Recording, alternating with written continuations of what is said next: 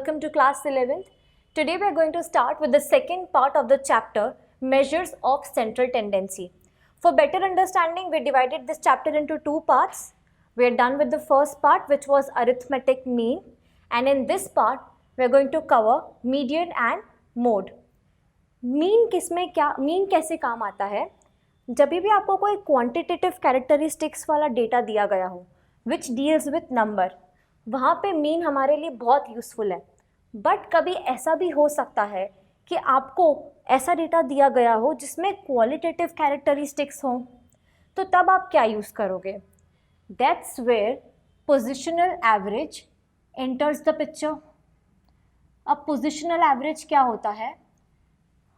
Positional average में एक variable की जो पोजीशन है हमें उससे मतलब है.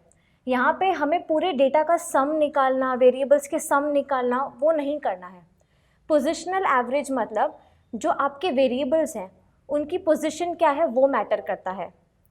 We are going to study about 3 kinds of positional average. The first one is median. The second one is partition value, and the third one is mode. Median mode तो हमने सुना है. पार्टीशन वैल्यू क्या होता है? Partition value में और 3 चीज़ें हैं, मैं आपको बता देती हूँ. It has 3 more parts. The first is quartile. The second one is decile, and the third one is percentile. In this part, we are going to cover median, quartile, and mode. Let us go further with median. अब median क्या होता है? Median आपके entire data series का कोई ऐसा middle value है.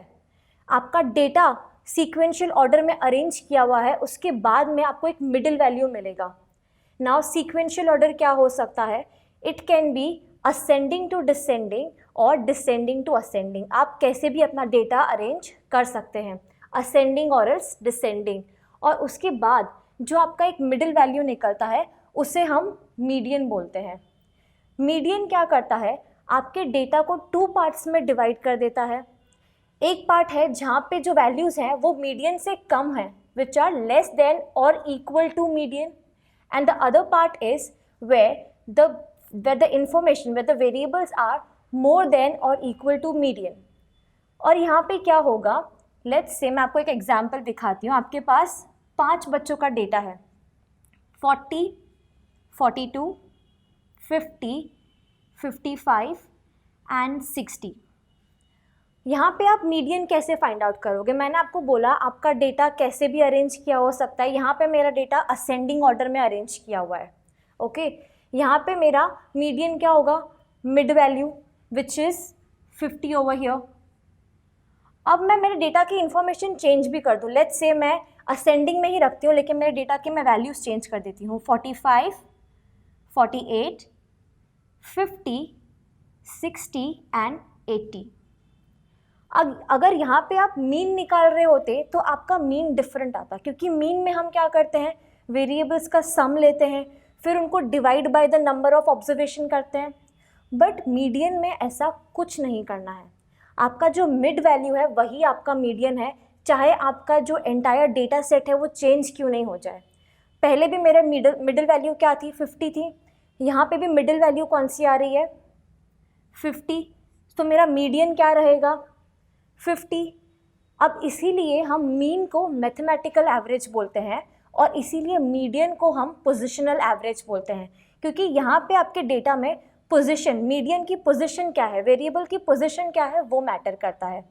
Let's move further with median and it's calculation.